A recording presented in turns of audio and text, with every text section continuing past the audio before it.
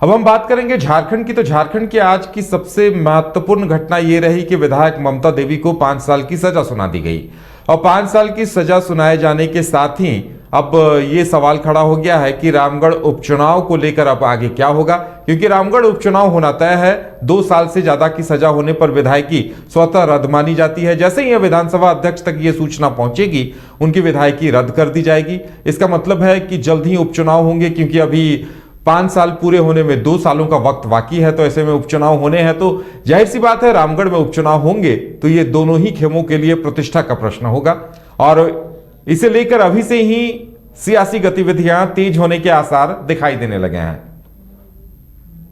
देखिए, आज जो माननीय न्यायालय के द्वारा जो फैसला दिया गया है उसमें आपकी रामगढ़ एमएलए ममता देवी के साथ साथ में कुल 13 अभियुक्त थे इस केस में।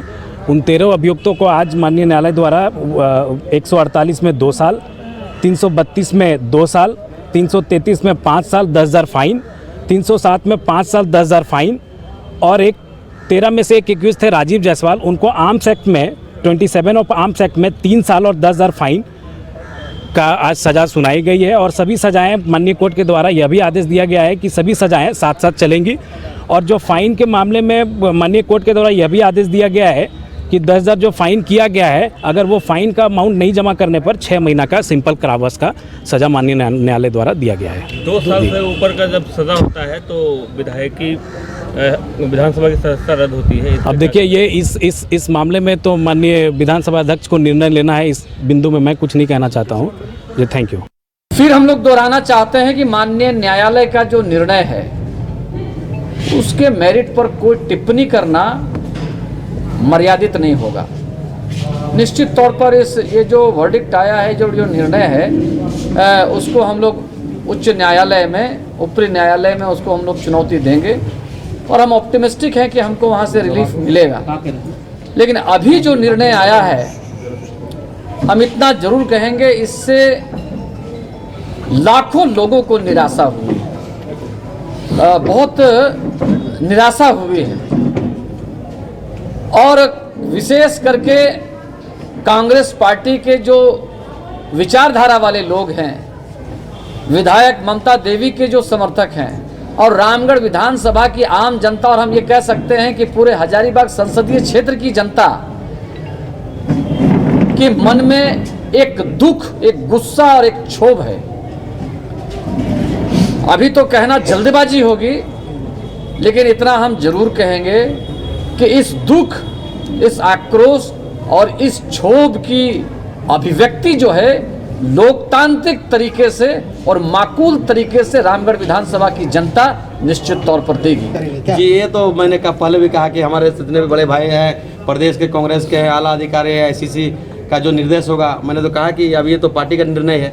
ये कौन चुनाव लड़ेगा, कौन इस पे क्या खरा उतरेगा, ये तो देखा जाएगा, समय आएगा। अगर पार्टी चुनाव लड़ने का मौका देती है तो आप लड़ेंगे? देखिए, ये तो मैं बोल ही रहा हूँ कि भाई पार्टी का निर्देश जो होगा, अभी तो मैं इसका अभी जल्दबाजी होगी इन चीजों को प्रदेश कांग्रेस कहने का।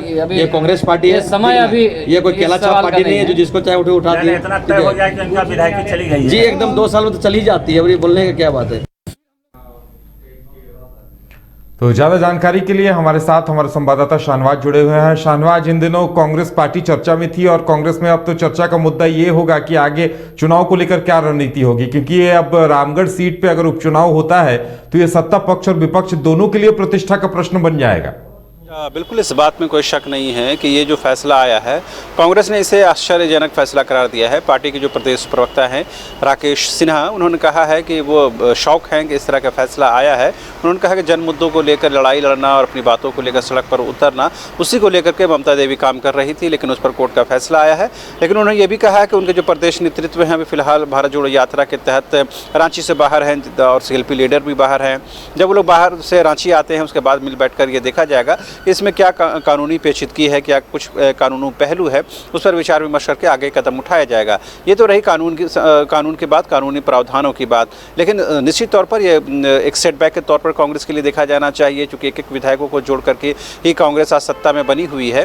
अगर इससे पहले उसके जो विधायक थे और वर्तमान में जो कार्यकारी अध्यक्ष हैं बंधु तिर्की, उनकी भी विधायकी जा चुकी है, तो उसके बाद ये दूसरा मामला होगा जब कांग्रेस के लिए एक बड़ा सेटबैक के तौर पर देखा जाएगा।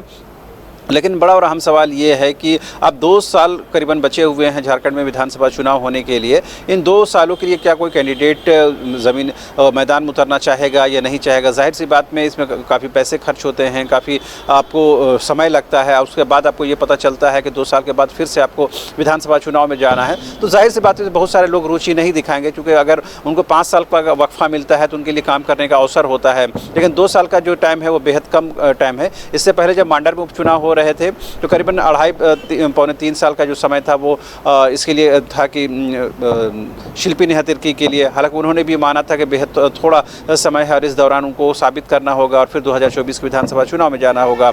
अब उससे भी कम चुनाव का जो वक्त होगा वो रामगढ़ उपचुनाव के लिए रहेगा। ऐसे में क्या कैंडिडेट कांग्रेस की तरफ से तैयार होते हैं या नहीं होते हैं, अगर पार्टी लड़ाना चाहती है तो उसकी क्या कुछ योजना होगी, या जो बीजेपी है प्रमुख विपक्षी पार्टी, उसकी क्या कुछ रणनीति होगी। लेकिन ये मान के चलिए कि ये जो उपचुनाव है वो अब तक के जितने भी उपचुनाव हुए हैं अभी हाल के दिनों में, वो विपक्षी पार्टी बीजेपी के लिए अच्छा नहीं रहा है। चाहे दुमका उपचुनाव की बात कर लें, मांडर उपचुनाव की बात कर लें, बेरमो उपचुनाव की बात कर लें या मधुपुर उपचुनाव की बात कर लें, इन तमाम बाई इलेक्शन में बीजेपी को हार का मुंह देखना पड़ा है। लिहाजा उनका ये कैलकुलेशन कहीं ना कहीं गड़बड़ हुआ है बाई इलेक्शन में। अब देखने वाली बात ये होगी कि क्या जो रामगढ़ उपचुनाव होता है उसमें विपक्ष के तौर पर, बीजेपी के तौर पर, एनडीए के तौर पर क्या कोई उम्मीदवार उतारने की कोशिश होती है कि नहीं, यार किसे मैदान में उतारा जाता है, क्या कुछ रणनीति होती है, वो तमाम चीज़ें 1-2 दिन में स्पष्ट हो जाएंगी। लेकिन आज का जो फैसला है वो झारखंड के राजनीति के लिहाज से बेहद महत्वपूर्ण है। जी बिल्कुल शाहनवाज, चूंकि इससे पहले आजसू और बीजेपी में वहां पे दोस्ताना मुकाबला कहा जा सकता है, क्योंकि गठबंधन की बात तो नहीं थी इस बार। हालांकि दोनों ही, बीजेपी ने भी चुनाव लड़ा था, आजसू ने भी चुनाव लड़ा था, शायद इसी का फायदा ममता देवी को मिला था। लेकिन अब बीजेपी और आजसू के बीच अब तो चूंकि तालमेल है, तो हो सकता है संयुक्त उम्मीदवार उतारा जाए या बीजेपी की तरफ से आजसू ही अपना प्रत्याशी दे, क्योंकि उनकी स्वाभाविक दावेदारी है। ऐसे में समीकरण बड़े दिलचस्प हो जाएंगे। बिल्कुल इस बात में कोई शक नहीं है कि 2019 के विधानसभा चुनाव में दोनों ही दलों के बीच में कोalition नहीं होता है, जिसका खामियाजा दोनों ही दलों को भुगतना पड़ता है कि या दोनों ही दल जो है विपक्ष की भूमिका निभा रहे हैं। इस बात का असर और इस बात का जो यूँ कहें कि जो अंदाज़ा है दोनों ही पार्टियों को हो चुका है। यही वजह है कि चाहे सुदेश महतो की पार्टी आजसू हो या बीजेपी हो, तमाम जो कार्यक्रम है दोनों दल मिलकर कर रहे हैं और ये बताने की कोशिश कर रहे हैं कि जो गलतियाँ 2019 में हो चुकी हैं उसे 2024 में नहीं सुधारा जाएगा। लेकिन 2024 से पहले ही अगर ये लिटमस टेस्ट के तौर पर एनडीए के तौर पर एक उम्मीदवार उतारा जाता है तो जाहिर सी बात है कहीं ना कहीं एक बेहतर विकल्प के तौर पर होगा और महागठबंधन के लिए एक बड़ी चुनौती साबित होगा। लेकिन चूंकि महागठबंधन भी मजबूती के साथ मैदान में उतारने की कोशिश करेगी और मांडर उपचुनाव में जीत के बाद कहीं ना कहीं महागठबंधन के जो हौसले हैं वो भी बुलंद है। लेकिन कहीं ना कहीं ये बात बिल्कुल आपने सही कहा कि 2019 के विधानसभा चुनाव में बीजेपी और आजसू ने आमने सामने का मुकाबला था, भले ही दोस्ताना कहा जाए, लेकिन मुकाबला था जिसका खामियाजा दोनों दलों को उठाना पड़ा और ममता देवी को जीत हुई। अगर ये दोनों ही दल अगर मिलकर लड़ते हैं तो जाहिर सी बात है एक जो अच्छा फाइट देखने को मिल सकता है। जी चलिए शाहनवाज, हमारे साथ जुड़ने के लिए और तमाम जानकारी देने के लिए आपका बहुत बहुत धन्यवाद। तो अब रामगढ़ में उपचुनाव तय माना जा रहा है। ये देखना दिलचस्प होगा कि समीकरण क्या कुछ होते हैं और कौन किसे मात दे पाता है, क्योंकि ये एक बड़ा ही दिलचस्प चुनाव होगा जिसे सत्ता पक्ष भी अपने हाथ में करना चाहेगा और विपक्ष भी अपनी ताकत दिखाकर, ये जो हेमंत सोरेन की सरकार के दौरान जो अब तक उपचुनाव हुए हैं उनमें विपक्ष को हार का सामना करना पड़ा है, तो विपक्ष की भी कोशिश होगी कि वो इसमें जीत हासिल करे और ये मैसेज देने में कामयाब रहे कि हेमंत सरकार से जनता अब निराश हो चुकी है। इसीलिए देखना यह दिलचस्प होगा कि चुनाव को लेकर समीकरण क्या कुछ सामने आते हैं। फिलहाल हमारे साथ इतना ही, हमें दीजिए इजाजत और आप देखते रहिए न्यूज़ 22 को। नमस्कार।